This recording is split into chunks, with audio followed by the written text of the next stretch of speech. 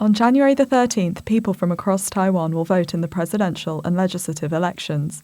25% of eligible voters are under the age of 40, meaning they will play a pivotal role in determining the results.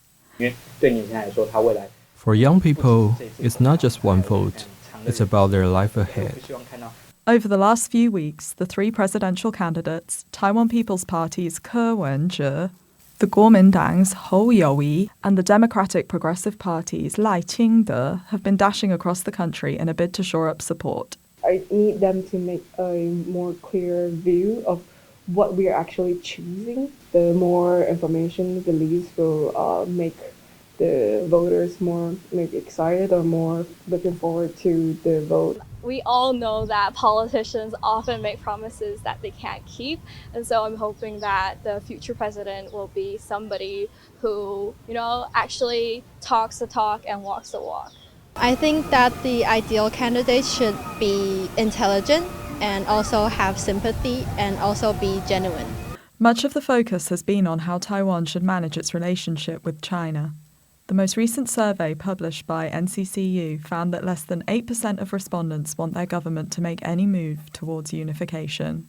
I think realistically right now, the status quo in which we are de facto independent, but kind of still moving on things in a way that doesn't anger China. I think in the short term, that seems to be the smartest decision.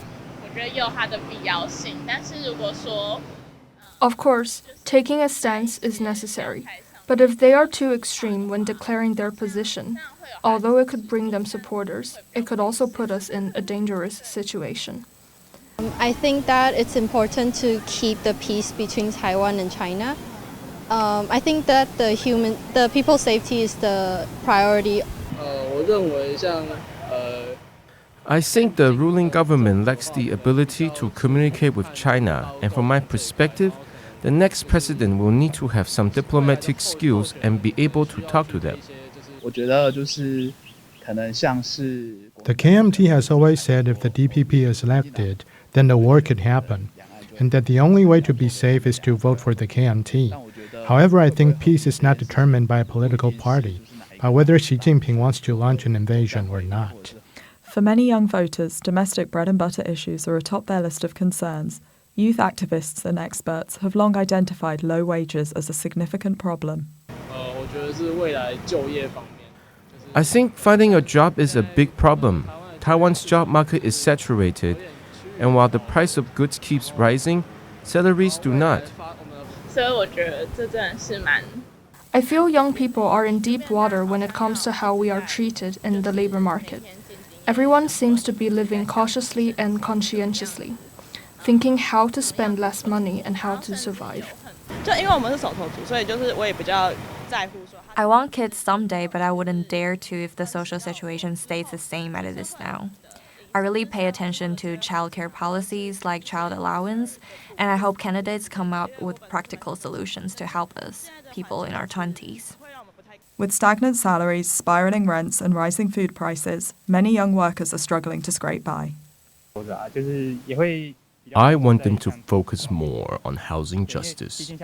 I just started working and renting a place in Hsinchu, and I can really feel the financial difference. I've noticed that cost of living definitely has gone up in the past few years, especially in Taipei. It is just insane now. Rent is so expensive. The cost of commuting can also be a barrier to people returning home to vote, especially those living on outlying islands hundreds of kilometers away. I won't be able to vote in the election because I don't live where my household registration is. So it's too difficult. The Taiwan Youth Association for Democracy is doing its bit to combat that. In 2020, we launched a campaign called A Ticket Back Home, which sent 1,000 to 2,000 students back home to vote, and we will do the same for this election. The association, along with 30 university groups, is aiming to raise at least $600,000 to hire 30 shuttle buses and subsidize ferry tickets and flights.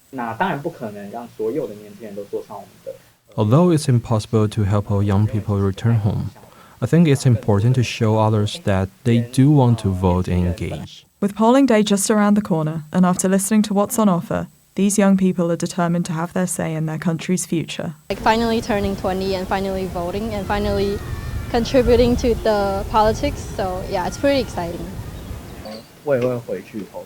I think every vote counts and that it's important to have a say on how we want our country to be in the future. Everybody needs to come out and vote because I think we are at a really critical point in history where the outcome of the upcoming election will determine the future of our country.